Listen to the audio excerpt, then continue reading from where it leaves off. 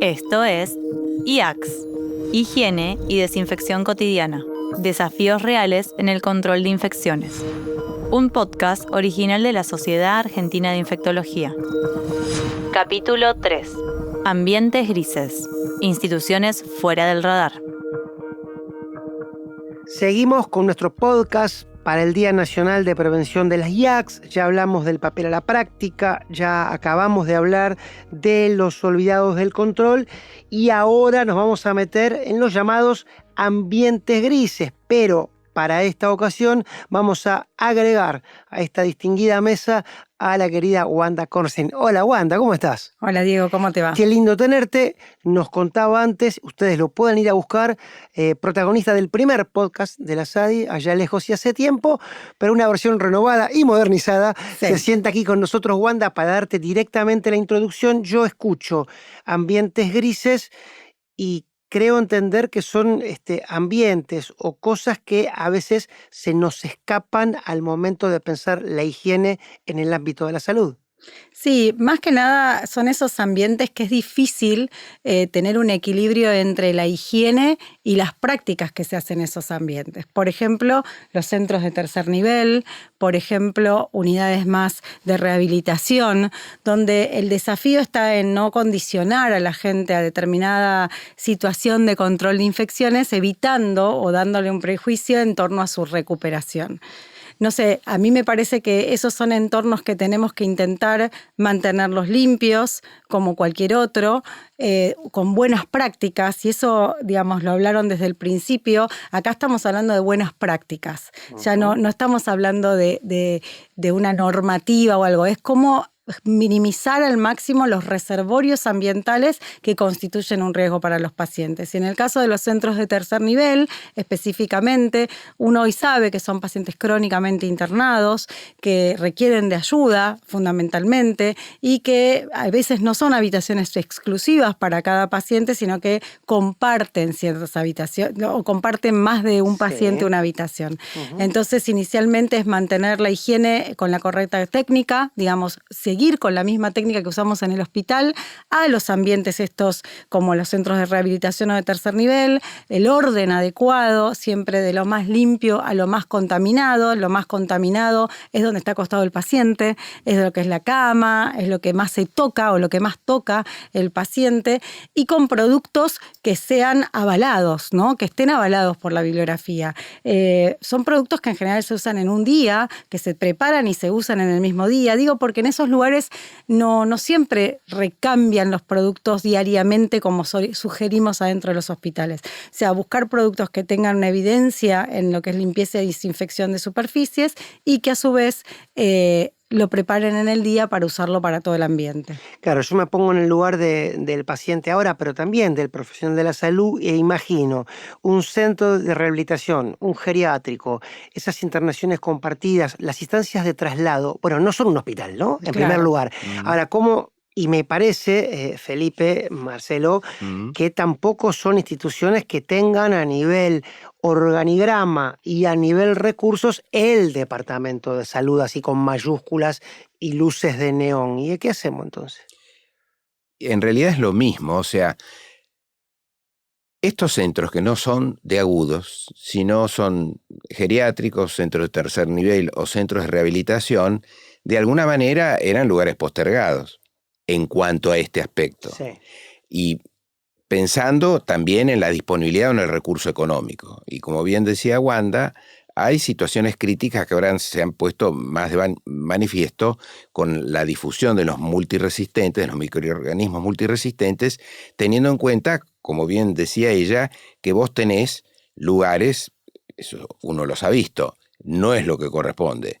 Hablando, por ejemplo, de un centro de tercer nivel, dos pacientes en una habitación, 3 pacientes en una habitación y hasta 5, pero el tema no es 5 pacientes en una habitación de X cantidad de metros, sino en un espacio reducido.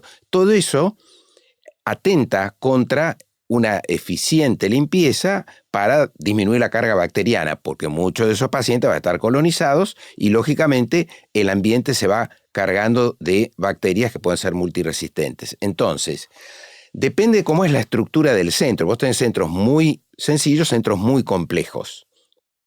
Bien, en la medida de la posibilidad, dentro de lo que son los lineamientos que tiene una institución, por ejemplo un geriátrico, como un componente muy importante, además de las actividades que va a tener las personas que están ahí o las medidas que se toman para que no tengan úlceras de decúbito, también tiene que estar sistematizada la limpieza, con cosas simples, como dijo Wanda, que estén aprobadas, no tienen que ser los súper caros de última generación, porque hay elementos que son muy tradicionales, que son efectivos. Sí.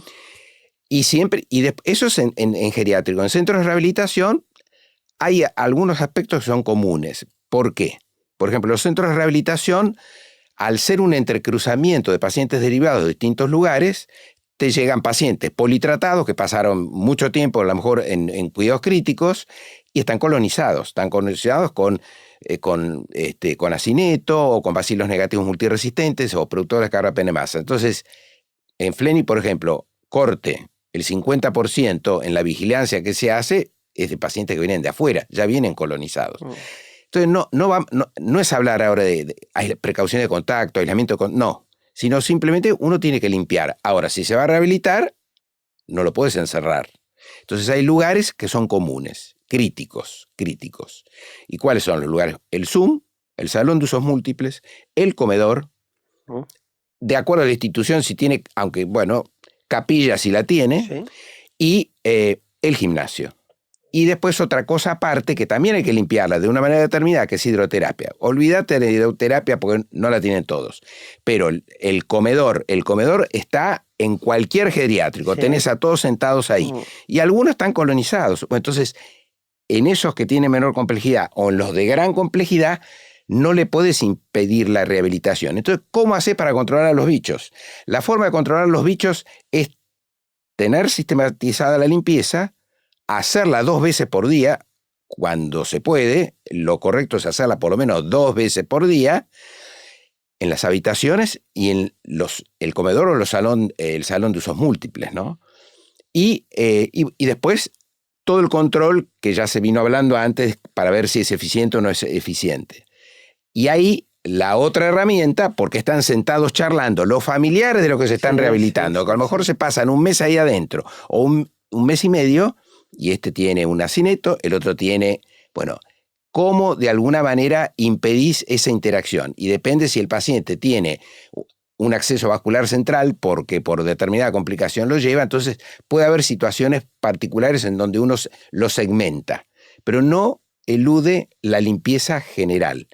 Y fundamental, tenés que tener optimizado dentro de lo mejor posible que se laven las manos o que se higienicen las manos. Sí, eso como regla ya te diría insoslayable. Bueno, pero Sí. imagínate en un centro de rehabilitación Sí, claro. donde tenés la mitad de la población colonizada con EPC, ¿y qué vas a hacer? Si van ahí para estar simplemente encerrados, no podés. Entonces, ¿de qué manera lo cortás? Bueno, el que tiene a lo mejor una situación de riesgo, porque también hay inmunocomprometidos ahí. Bueno, podés tener un tratamiento diferente, pero tenés que optimizar la higiene de manos, tenés que tratar de cortar la cadena y ser reiterativo.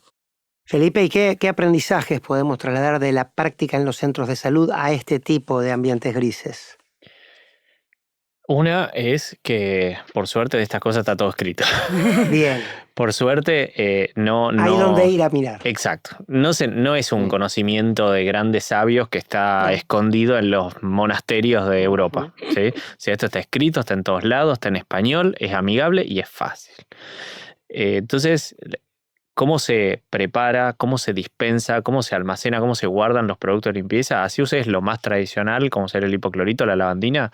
Hay una forma de, de fraccionarla, de diluirla, ¿sí? De administrarla, de usarla, etcétera, etcétera. Y bueno, lo que es importante es que si vos aprendiste a limpiar en tu casa con tu tía, con tu abuela, con quien sea, no podés pasar a hacer lo mismo en un centro, digamos, en una institución de salud. O sea, eso requiere una formación, una capacitación, un entrenamiento y un reentrenamiento a veces. Bien, dicho esto, la verdad que son todas cosas sencillas, que existen, que están al alcance, que están en internet, que no es nada de súper especialista. No se necesita ni ni grandes cualidades para aplicarlo, para digamos, encontrarlo, aprenderlo, aplicarlo. No se necesita muchos recursos, no hay, o sea, podés tener cosas más sofisticadas y demás, pero con cosas sencillas y económicas se puede hacer buena limpieza y desinfección. No es algo en lo que convenga chicanear, no es un lugar para ir a ahorrar, no es un lugar para ir a recortar. La verdad que no es lo ideal, porque, como dice el dicho, lo que se ahorra en lágrimas se va en suspiros, o sea, lo barato sale caro. Perfecto, Claro. exactamente. Entendí. Exactamente, así que bueno, primero... Te damos una premisa. Ahora estamos terminando de actualizar el programa de higiene hospitalaria que hizo Sadi Ineadesi. Lo estamos vuelta a dar una mirada para que esté disponible para la gente que quiera leer al respecto. Esto que decía Felipe, que está en internet, yo lo estaba por decir, y si vas a internet vas a www.sadi.org, Exactamente. por supuesto. Bueno, nos vamos a enterar de ese material seguramente en redes sociales, a los que están escuchando, porque seguramente dicen, uy, hoy es 9, hoy es 10, no está ese material. Bueno, calma, que si no está el 9, el 10 va a estar ahí. ¿Y ustedes cómo se enteran? Bueno, entrando a nuestra web o a nuestras redes sociales. Hemos llegado hasta aquí, tercer episodio, Ambientes Grises. Gracias, Wanda, por incorporarte. Vos, Felipe, no te vayas. Vos, Marcelo, no te vayas. Vos, Wanda, tampoco, porque faltan todavía 2 episodios más. El que le sigue, hablamos de pequeños, grandes desafíos. Este fue un podcast original de la Sociedad Argentina de Infectología. Conducción, Diego Pietrafesa. Doctores invitados, doctora Wanda Kornstein. Doctor Marcelo del Castillo. Doctor Felipe Guayer Arriazu. Grabación de sonido en Estudio Red. Diseño gráfico, Marisa Baioni. Realización, Aluen Producciones.